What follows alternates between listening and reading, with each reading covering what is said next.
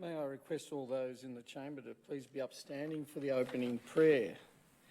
Almighty God, we humbly beseech Thee to vouchsafe Thy blessing upon this council, direct and prosper its deliberations to the advancement of Thy glory and the true welfare of the people of the city of Whittlesea. Our Father, who art in heaven, hallowed be Thy name. Thy kingdom come, Thy be done on earth as it is in heaven. Give us this day our daily bread and forgive us our trespasses as we forgive those who trespass against us. For Thine is the kingdom, the power and the glory forever and ever. Amen.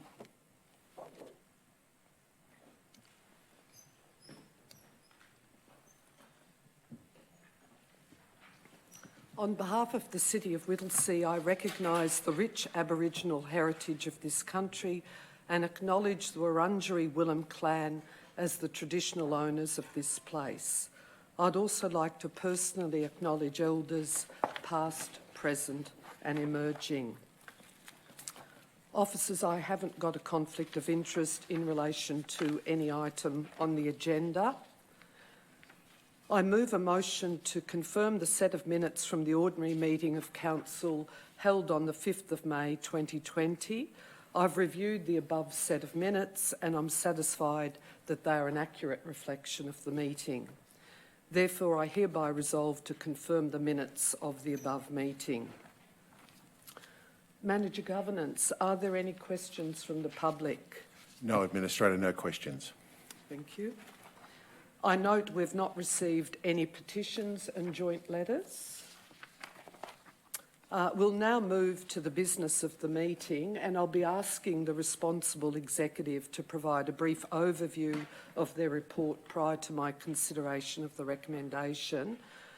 To the extent necessary, I therefore resolve to suspend standing orders to allow that to occur for each item in section 6 of the notice paper. Item 6.1.1, 29 Old Plenty Road, South Morang, planning permit application number 718069, construction of 11 dwellings. And if I could ask the Director Partnerships, Planning and Engagement to provide an overview of the report. Thank you. Thank you, Administrator.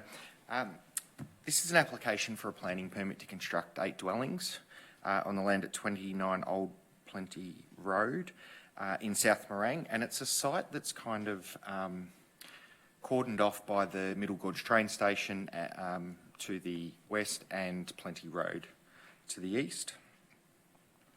The application was advertised and we received 1 objection, and we also received a submission from VicTrack who requested that we include a couple of conditions as part of any decision made. Officers have taken into account the concerns and have formed the view that the application should be supported. I do note that this application's been on a bit of a journey and the applicant has made a number of revisions, and we're recommending that a couple more changes be made to make it an appropriate outcome. Thank you.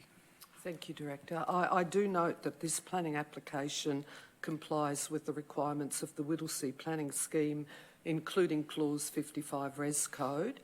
It also complies with the car parking requirements and design standards, and that there are, however, a number of specific conditions required of the applicant in relation to neighbourhood character, street setback, waste management, environmentally sustainable design, stormwater management and landscaping. And with those conditions, I approve the application. Thank you, Director. Item 6.1.2, commencement of planning scheme amendment to apply public acquisition overlay in WOLLERT PSP. And again, if I could ask the Director Partnerships, Planning and Engagement to briefly speak to this report. Thank you, Administrator. So this report seeks resolution, as you've noted in the title, to apply a public acquisition overlay to land surrounding an intersection. It's an important intersection, potentially of regional significance, given that it provides a connection both north-south and east-west through the growth area of WOLLERT. And as this precinct, predominantly to the west of the intersection, continues to grow, demand for traffic movement through there is going to be of greater importance. The process for that is that this has been identified as part of a precinct structure plan, that it's needed, and part of the process is to apply a public acquisition overlay to enable us to acquire the land. It's the process that's for that. So next steps of this one, subject to resolution, would be to apply to the Minister for authorisation to proceed. It would then go through a public exhibition process and come back to Council before proceeding any further. Thanks. Thank you, Director. I actually do have a number of questions in relation to this planning application, Yep. And I might ask each of the questions in turn, but perhaps if you could respond to them after each one. Could you please clarify the area of land to be acquired? Yep. So the area of land is predominantly on the western side of the intersection, and it's about 2 hectares or 20,000 square metres in sort of total. But it is a narrow strip of land. It's a narrow strip on the various sides of the intersection. Yep. And have we had discussions with the landowners affected by the public acquisition overlay, and what has been their response to date? Yep. So we haven't had direct discussions regarding the current proposal before you. There's been some indirect discussions as a result of some of the landowners inquiring about how they might be able to develop their land as a result of the precinct structure plan being approved. What we would normally do once we have comfort from a council position to proceed to seek the authorisation from the Minister, we would start those discussions before it got to a formal stage, and then they'd be notified again as part of the formal exhibition process. Thank you. And so just to clarify, the Department of Transport is the designated acquiring authority, but it's council that needs to amend the Whittlesea planning scheme to apply the public acquisition overlay. Yeah, it's a little bit of a complex intersection, if you like. There's an existing public acquisition overlay on the eastern side, which relates to a future road widening and road project, which is known as the E6. So that is in existence, and that is under Department of Transport. The current one is proposed to be placed on, in favour of council, if you like. So under the Development Contribution Plan, council is the acquiring agency, and so we would be responsible for acquiring that land through that process. Okay, thank you. And just one final question. Can you clarify the situation regarding the planning permit, which is subject to a VCAT appeal, challenging the validity of the infrastructure condition? And you note that particular comment in your report. Yeah, sure. So the northern precincts, if you like, of the WOLLERT precinct structure plan, we've now issued about 4 or 5 planning permits for subdivision. And those permits require certain infrastructure with population growth and lot release that affect demand. And so one of the permit holders has sought a review of some of those conditions relating to that. And part of their concern is specifically that they don't own this land to deliver this intersection. Mm-hmm. So we've applied it consistently across all permits, saying it just needs to be. This current request to proceed with this planning scheme amendment will help facilitate that happening. So the VCAT case has been placed on hold or deferred, if you like, until December, enable the wheels to start moving on this. Thank you, Director. Thanks for the clarification of my questions, and given the briefing that I've previously had in relation to this planning application, I approve the application. Thank you. Item 6.1.3, proposal to amend the South East Development Plan. And again, Director, if I could ask you to provide an overview of this report. Thank you, Administrator. So this report seeks resolution from Council to amend an already or existing approved development plan. of 2018, land to the earlier planning permit application, so located in the same area near from Old Plenty Road. And so the changes seek to provide greater certainty around. There's some updating to the layout to be consistent with some planning permits issued, and there is the identification of an intersection. Okay, thank you. Look, again, in relation to this particular report, I do have a number of questions. Yep. And my first question is that you indicate within your report that there's the proposal. So can you clarify why we don't have to exhibit for this particular item? So what was included? Sorry, what we do with development is undertaken under the planning scheme as opposed directly to the planning environment, a non-statutory exhibition period, which goes for 28 days. And so unlike a formal test, this does not. And so we want to make sure, though, that we're informing our decision-making and taking on board any comments from the community and service authorities and the like. So we undertake a non-statutory period instead.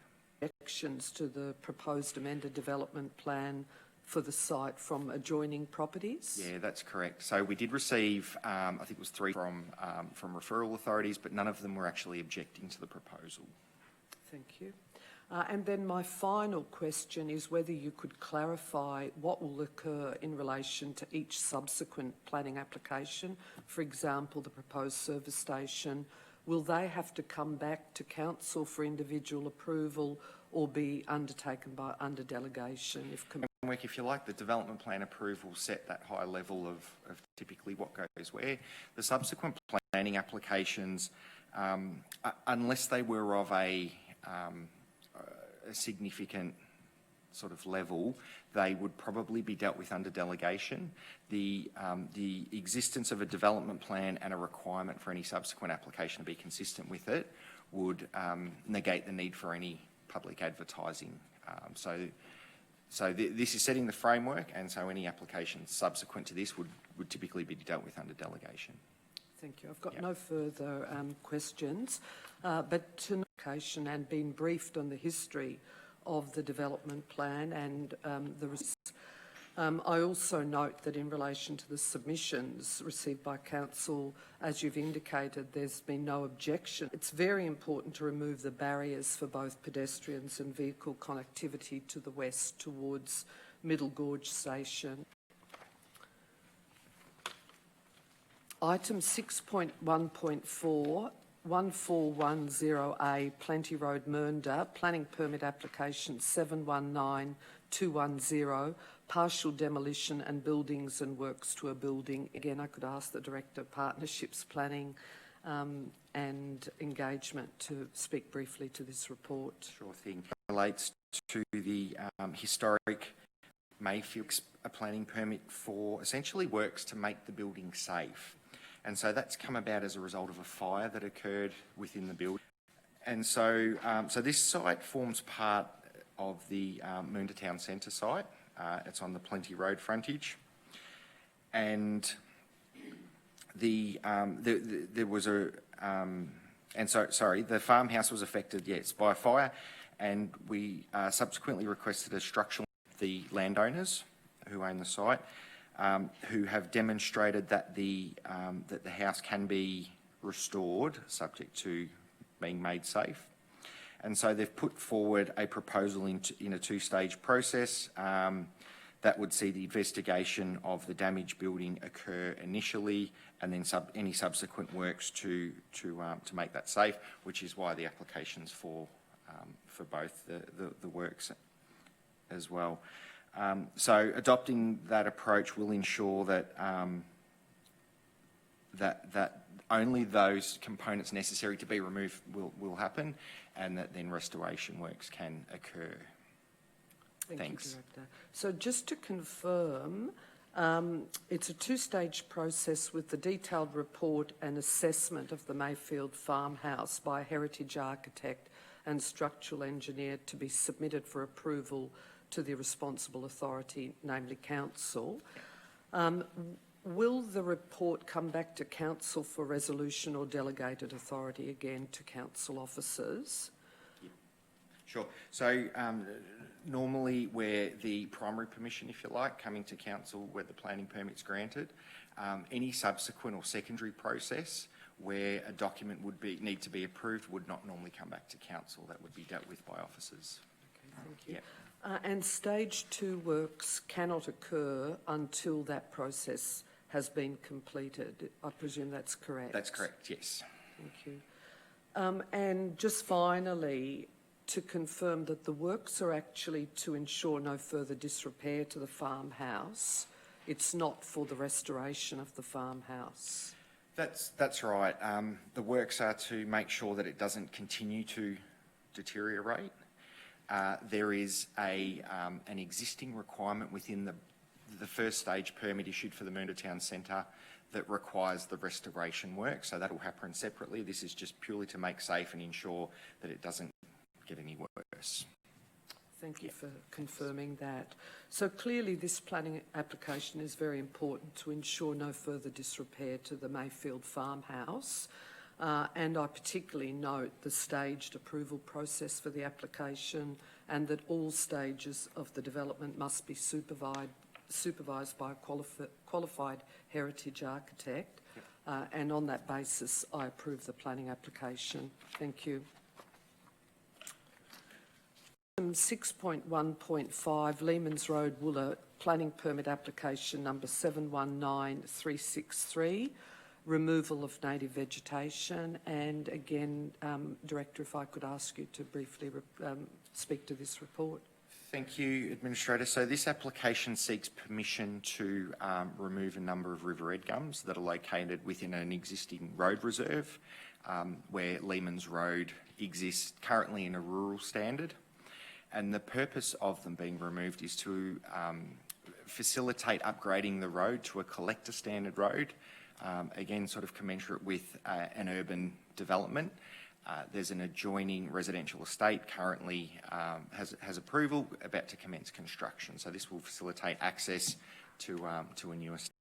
I note with this one that the cross-section within the relevant development plan identifies a road that would require or necessitate removal of all of the trees, so all 66 of them.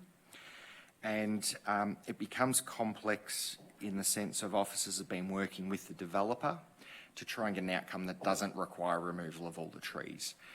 So they're confident that they've done that and that they will minimise as many as possible. However, the exact number is a little bit of an unknown because of the fact that construction works within the protection zones of trees may require their removal, but also may not. They might be able to sustain those works. Thank you, Director. Could you please clarify the status of the functional layout plan? How close to completion is it? And do we have any clear indication as to what it specifies regarding the number of trees to be removed? Yep, I can give you an update on that. So the functional layout plans have been being developed in the background alongside the application, and they're at a point now that they're ready to be finalised and approved. However, it's a little bit of, I guess, the chicken and egg. They would not normally be approved until it's known how many trees can potentially be removed. So they're ready to go. What they demonstrate is that of those 66 trees, we believe that it's highly likely that 27 will be retained, and that's with little to no impact, and a further 12 where there might be minimal impact. However, they would be needing to be monitored over time by council's arborists, and in the event that they did deteriorate, they would need to be removed if it affected their health. That leaves 27 trees. It's possible that some of those can also be retained. That will depend, though, on how they respond to the construction. Thank you, Director. Clearly, my main concern regarding this application is in relation to ensuring that the number of river red gums to be removed is minimised, and that all measures are taken to ensure that this occurs with strict supervision by council officers and a professional arborist, as indicated within the report. You've indicated that the functional layout plans are near finalisation and that they do indicate that at least 27 of the river red gum trees will be likely to be retained as a result of minimal encroachment of works, with the further 12 or more also likely to be retained and monitored. And on that basis, I will support this application, but I have two additional conditions, and I'll read those conditions. They're conditions number 14 and 15, and they read, the tree must be confined to the minimum extent necessary to allow encroachment into the tree protection zone will occur as a result of construction that are not required to be directly removed are to be retained wherever possible and safe to do so. The health and safety of these trees necessary may be removed in accordance with advice of a suitably qualified arborist. 15, the dry stone wall located within the road reserve must be suitably protected at all times in association with the tree removal and during construction so that it is not damaged to the satisfaction of the responsible authority. Thank you. Item 6.1.6, improving safety outcomes regulatory framework, and Director Partnerships, Planning and Engagement, if you could provide a brief overview of this report. Thank you, Administrator. So this report seeks council resolution to adopt a regulatory compliance framework, and we're calling it Improving Community Safety. It also seeks resolution to implement a communications plan in light of some challenges around engagement to do with the current pandemic situation. So the framework was identified by Council previously as important, and so forming part of the Council Action Plan items in the current financial year. And if we think back, both VAGO and the MAV historically have identified implementing such sort of frameworks to help manage transparency, consistency, and sort of proportionate and commensurate responses to compliance matters. So this framework will adopt a risk-based methodology and applies the 4E principle, which comprises of engage, educate, enable, and lastly, enforce. And I guess in some respects, develops basically a contract between us and the community around how we will apply compliance and enforcement across all aspects of council. So operating under such a framework would constitute best practice in the regulatory space, and we think it's worth adopting. Thank you, Thanks. Director. I don't have any specific queries in relation to this report, as I've previously raised them when I've been briefed on the item, but I would like to make a few comments regarding this very important regulatory framework. And firstly, I'd like to congratulate council officers for what you have yourself outlined as a best practice framework, and it's been developed with input from right across the organisation. It provides a really clear indication to the community about the way that we will be responding to different compliance issues, and you note the 4E model, which I fully endorse, and where in fact the enforcement is the last resort, not the first. I also note the further clarification within the report regarding the processes for reviewing of council compliance decisions, and there are very clear points of escalation. And on that note, I fully endorse and adopt this report and the regulatory compliance framework and the development of a corresponding communications plan to increase community awareness. Thank you. Thank you, Director. Item 6.2.1, refocusing council's grant programs. And if I could ask the Director of Community Services to provide an overview of this report.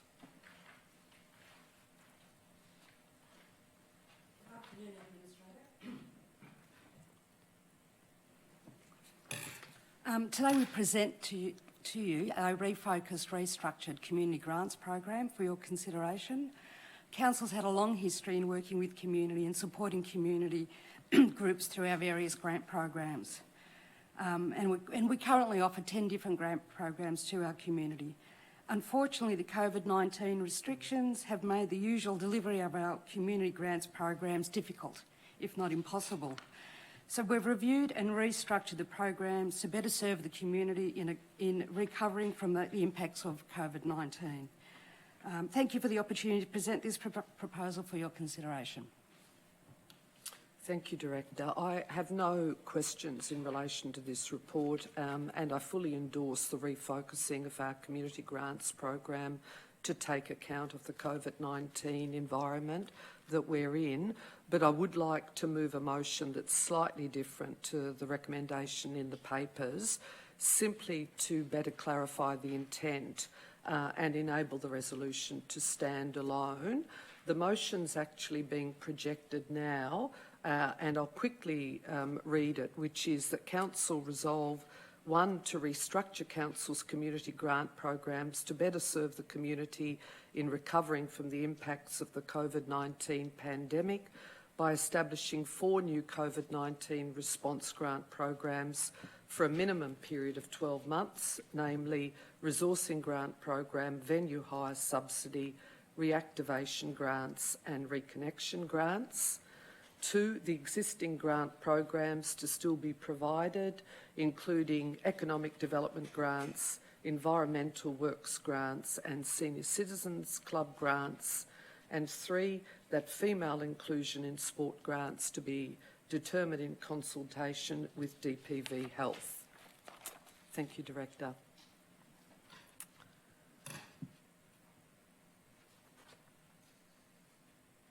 Item 6.3.1, 201978, supply of asphalt works tender evaluation.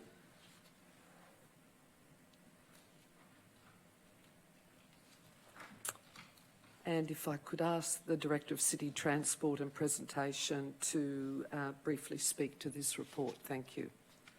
Thank you, Administrator.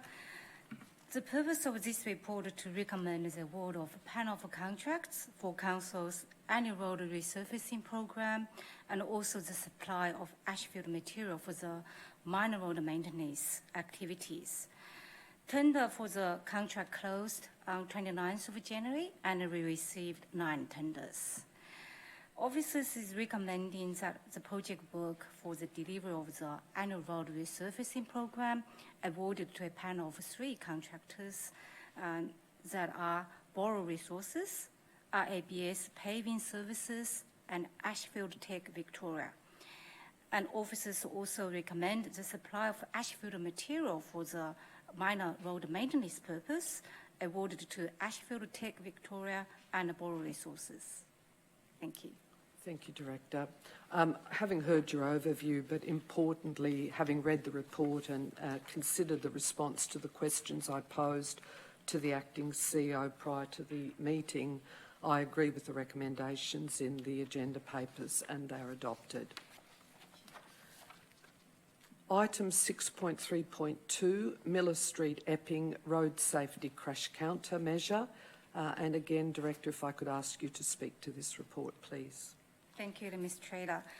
This report discusses road safety in Miller Street in Epping and recommends reducing the speed limit from 60 km per hour to 50 km per hour.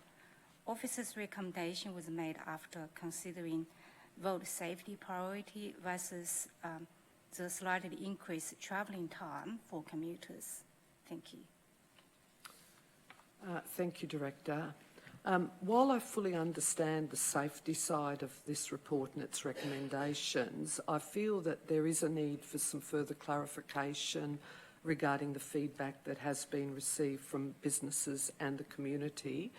It appears that there's some disparity in opinion, and I would like to know, even in the subsequent report, whether we provided data in the survey regarding potential travel times and also regarding some of the road safety and trauma issues.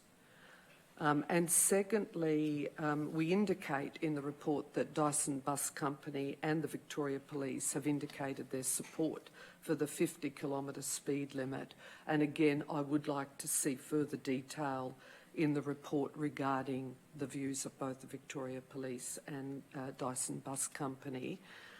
And I probably would conclude by saying, having read and considered the report and raised a number of questions, I would like to defer consideration of this item to enable further clarification regarding the respective views of the local community and businesses, and also to have that further detail of the Victoria Police and Dyson Bus Company views. Thank you, Demonstrator. We'll take those feedback on board. Thank you, Director. Item 6.3.3, Road Safety and Traffic Management, Manor House Drive, Epping North. And again, Director, if you could briefly speak to this report. Thank you, Demonstrator. This report asks Council to endorse the Road Safety and Traffic Management Plan for Manor House Drive, Epping North, and consult with owners and occupiers of the properties there on the design, detailed design, prior to the construction. Thank you. And Manor House Drive, Epping has a long history of community concern related to traffic management and road safety.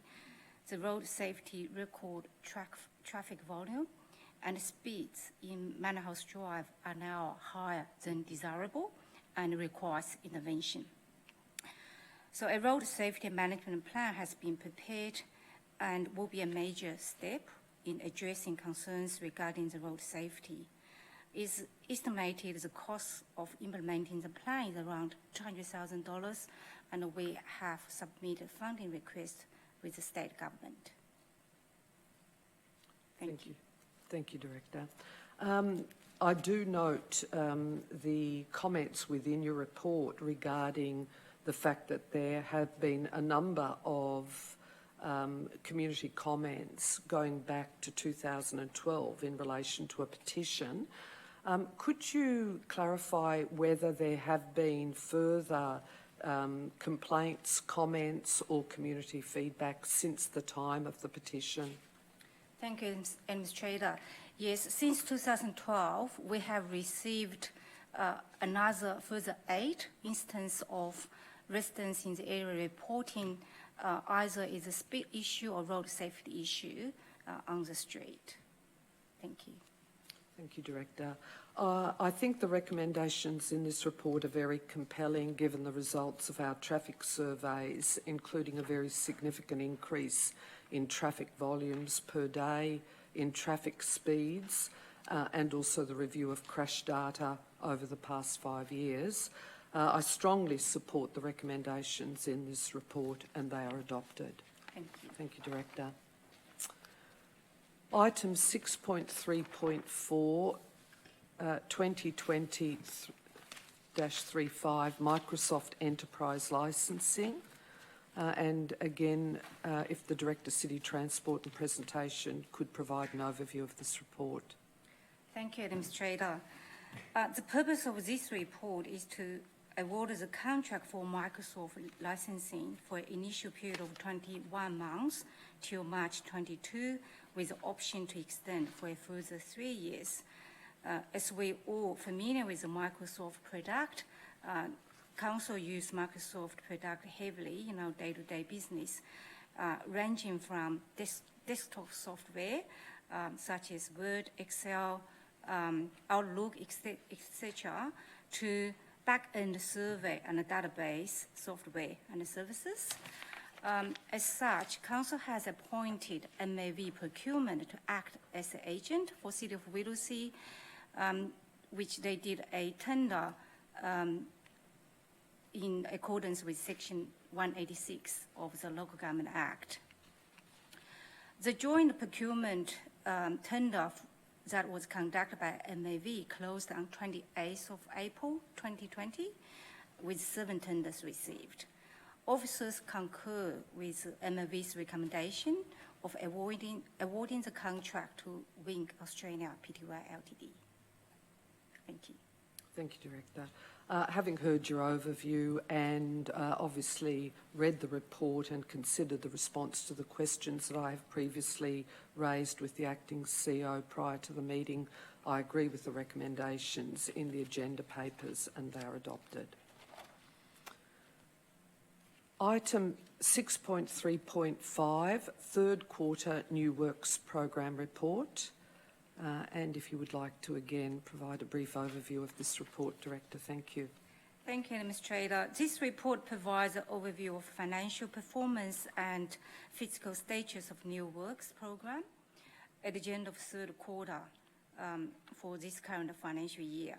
So as of 31st of March 2020, the actual spending of the program was 42.8 million compared to a budget of 89.4 million. On top of the actual spending 42.8, we also had a further contract commitment of 37 million in the system as of 31st of March. As the report was prepared for 31st of March, another context was as of middle of May, the actual expenditure was 51 million. So that give us a better outlook of we still on track with delivering 85% of the adjusted budget for the New Works Program. Of course, COVID-19 had impact on our New Works delivery. Currently, we are estimating a total of about 4.5 million delay due to the supply issues caused by COVID-19. Thank you. Thank you, Director. I do have a couple of questions to either the Acting CEO or to the Director, and I'll perhaps pose them and you can determine whether you will respond directly. But I've obviously had a very comprehensive briefing on this item, but I wonder if you could still provide some further clarification regarding the likely impact on the New Works program at year end. Thank you, Administrator. I'm happy to take this question on. As the Director of City Transport and Presentation has provided, the assessment that Council has made on the level of interruption of COVID-19 is in the vicinity of 4.5 million. But as the Director also mentioned, as at mid-May, our achievement in expenditure on the capital program had reached 51 million.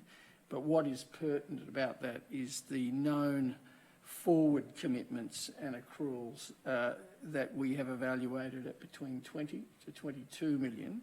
So based on those knowns and the impacts that we've considered, we are looking at Council's full year expenditure performance to be in the vicinity of 70 to 75 million at year end with those factors taken into account. Thank you, Acting CEO. And that would equate then to the 85% delivery on the overall program at year end. That would be a controlled result of 85%, yes. Thank you. And then just my second question is whether the significant level of additional funding received or to be received by Council through the various stimulus packages that we've been involved with, whether they will put additional pressure on our program of delivery. Thanks, Administrator. And the answer is that we don't anticipate any immediate impact because the grant programs that we are factoring in terms of shovel-ready stimulus projects are ones that are likely to take effect from the beginning of the year 2021. Thank you, Acting CEO and Director. As I indicated, I've had several briefings on the New Works program and obviously the delays in its implementation associated with COVID-19 impacts, including social distancing requirements for contractors, sourcing of materials, availability of contractors, together with the likely impacts of our extreme weather events. I approve the adjustments to the New Works program as detailed in Attachment 5, but also noting that that attachment incorporates the adjustments previously approved by Council last December and also in early March of this year. I also would like to take this opportunity to commend the staff in managing this program of works so effectively to minimise the possible delays on this important program. Thank you, Director.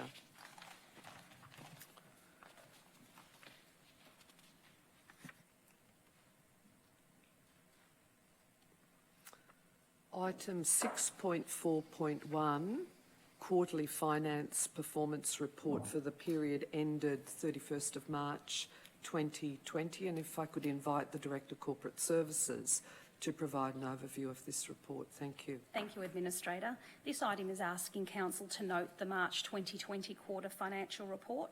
The report provides details regarding Council's financial performance, noting a favourable year-to-date variance of $7.49 million.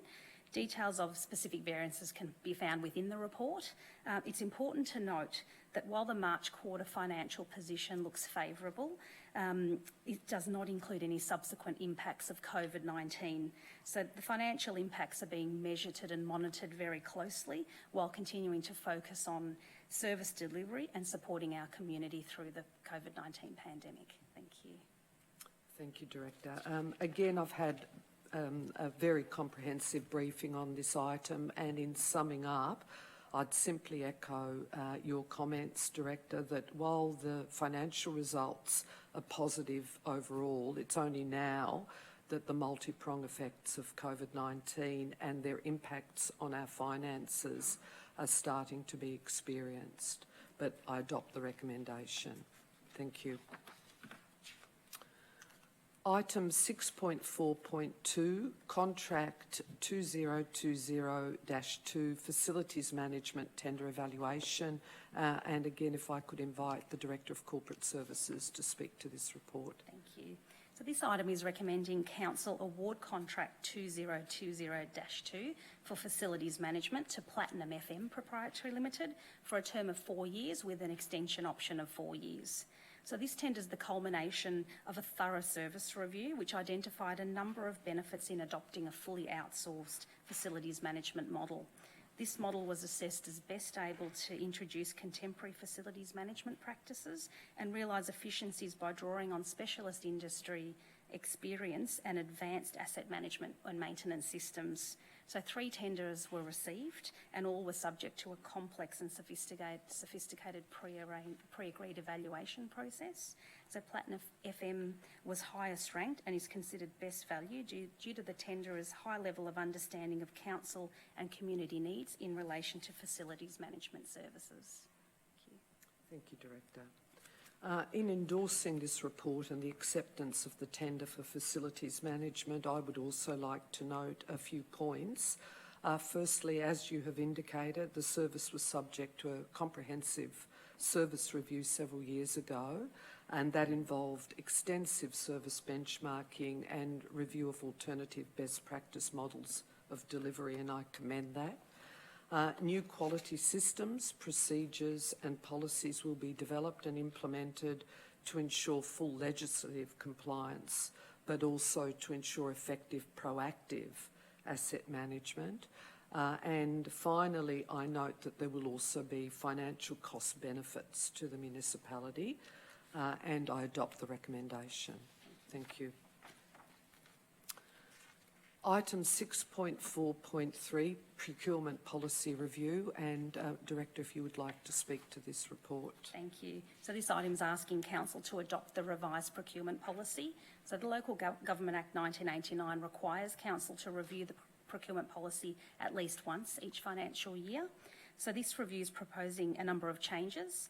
to improve relevance and transparency of reporting, update quotation requirements, update relevant references and definitions, and incorporate suggested feedback by Council's Audit and Risk Committee. It's important to note that the new Local Government Act 2020 has received royal assent, and updated procurement legislation in the new Act will come into effect from 1 July 2021.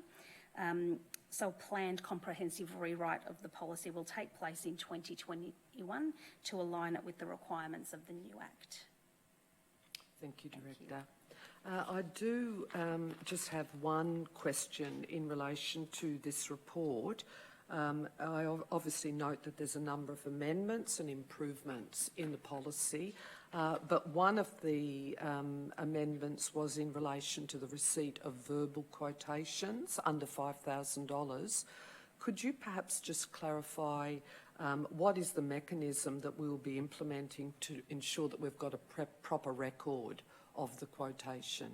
So within Council's finance system, purchase orders are held, and details of the quotes will be attached to that purchase order, so they'll always be visible online within that purchase order. Thank you, Director. I strongly endorse and adopt this revised procurement policy for a number of reasons. It is contemporary best practice. In its development, it's benchmarked other equivalent councils, and I note 17 Northern Region and Interface councils, and also the Victorian Government Purchasing Board. And our officers actually reviewed comparative recurrent expenditure of councils. Importantly, as you have already noted, the revised policy has also incorporated a number of suggested amendments made by Council's Audit and Risk Committee, and it will continue to be reviewed, obviously in line with the further amendments to the Local Government Act. Thank you. Item 6.4.4, Safety and Wellbeing Report, June 2020 Quarterly Update. And if I could ask the Acting CEO to provide an overview of this report. Thank you, Administrator. The Safety and Wellbeing Report provides a quarterly update to Council on the performance in our occupational health and safety arena. And in keeping with the organisation's wellbeing policy, there's been a significant focus on creating a line of sight around the impacts of recent changes brought about by the COVID-19 pandemic in terms of large-scale transition to a remote working environment. And it's been important for us to ensure a safe and productive system of work, and to establish a close understanding of the experience our staff are having in terms of the changed conditions. So in terms of the survey results that you will see, Administrator, there has been a citing of a 90% rating of staff feeling safe in this transition, and an equally high rating also of 87% of staff feeling well supported through the pandemic. But within the quarterly report, the significant movements have been, and positive movements have been, the upward feeling of staff feeling that they are working in a safe environment to a level that is now beyond the local government benchmark. And equally, the upward shift in the Net Promoter Score, which is the measure of confidence of staff in recommending the organisation as a place in which to work, has also moved into the positive zone, and again also rates slightly higher than the local government average. And finally, Administrator, I'd point out that the continuing downward trend of lost injury frequency measure is continuing on a very good and solid downward trend. So overall, I commend this report as a positive outcome. Thank you, Acting CEO. They're clearly very pleasing results. I note and adopt this report, which is self-explanatory, and the summary comments made by the Acting CEO. So thank you. Item 6.5.1, Assemblies of Councillors, 2nd of June 2020, and if I could ask the Acting CEO to provide an overview of the report. Thank you, Administrator. And this report tables the recording of assemblies that have included the Administrator for the purpose of briefings being provided by officers that relate to matters for consideration at Council. And the period covered by the report is that from the 3rd of April until the 28th of April and is at Council for noting. Thank you, Acting CEO. I resolve to accept the recommendation. Item 11.3.1, HANSON Landfill Services Agreement 1986, amended, provision of tip vouchers, contract variation. And again, if I could ask the Acting CEO to provide an overview of the report. Yes, and I may call upon the Director of City Transport and Presentation, who has been directly involved in the negotiations, to provide an overview if she may. Sorry, thank you, Thank you, Director. Administrator. Thank you, Acting CEO. This report is asking Council to approve a further extension of 3 years for current arrangement of tipping voucher with HANSON. So current arrangement expires 30th of June, and the extension for 3 years will allow Council to consider its longer-term position in line with the waste management strategy, which is to be considered during next financial year. Thank you. I've had a comprehensive briefing on this matter, and I note the summary comments made by the Director clarifying the different elements of the proposed contract variation, and I approve the variation and extension of the terms of settlement. Thank you. Thank you. I note that I have not listed any notices of motion for today's meeting. But I have an item of urgent business relating to the Edgars Creek Community Centre deed of agreement with Lendlease. As this matter relates to the construction of the community centre, it needs to be dealt with at this meeting to ensure the centre can be completed in a timely manner. Therefore, I resolve to admit the item as an item of urgent business. I understand that Council resolved at the Council meeting on the 6th of August 2019 to enter into an agreement with Lendlease for the construction of the Edgars Creek Community Centre. This agreement related to construction of an extra kindergarten room in addition to what was provided in a 2007 Section 173 agreement. At the time, the Council resolved to approve the agreement and limit the Council's contribution to $1.23 million.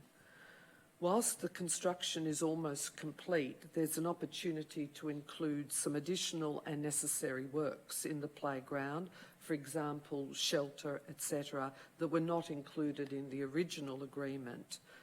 These additional works are within the Council approved budget for the project. Therefore, I'll move the following motion, which is also being projected now, and that is that Council resolve to, 1, increase the contribution from Council to Lendlease by $239,369. That is from $1.23 million to $1,469,369 for additional works to the Edgars Creek Community Centre, comprised of A, under-sink grease traps required by Yarra Valley Water, $9,090, B, water disinfection system, $13,858, window blinds and coverings, $16,058, D, security system, $21,138, and E, shelter and pathways in outdoor play space, $155,147. Thank you. Reports from delegates. I do have a number of delegate reports from recent meetings that I have attended, and I'll be providing a very brief summary of those meetings. On the 11th of May 2020, I had a pre-briefing of the Whittlesea Youth Advisory Committee. On the 12th of May, I attended the Whittlesea Disability Network, and obviously a key issue that was discussed at that particular meeting were the impacts of COVID-19 and comprehensive updates from all of the members of that committee. On the 12th of May, I also had the Yarra Plenty Regional Library CEO Performance Review discussion. On the 14th of May, I attended the Whittlesea Reconciliation Group, and there was budget and program updates at that meeting. On the same day, I also had an extraordinary board meeting of the Yarra Plenty Regional Library, which was seeking endorsement of exhibition of the draft budget. On the 18th of May, I had another meeting of Whittlesea Community Connections, and on that same day also attended the Youth Advisory Committee meeting virtually. And the two key issues for discussion on that evening were climate change and young carers and young people who have a disability and or are neurodiverse. On the 26th of May, I attended a meeting of the Municipal Fire Management Planning Committee, and that was a really important meeting, providing key updates from all of the key agencies, including the CFA, MFB, Victoria Police, Parks Victoria, Vic Roads and Council. And then finally on the 28th of May, we had a very important Audit and Risk Committee where we looked at the committee's work plan, COVID-19 update, and obviously discussions regarding internal and external audit updates. Thank you. I now move that the delegates' reports be accepted. There being no further business, I declare this meeting closed.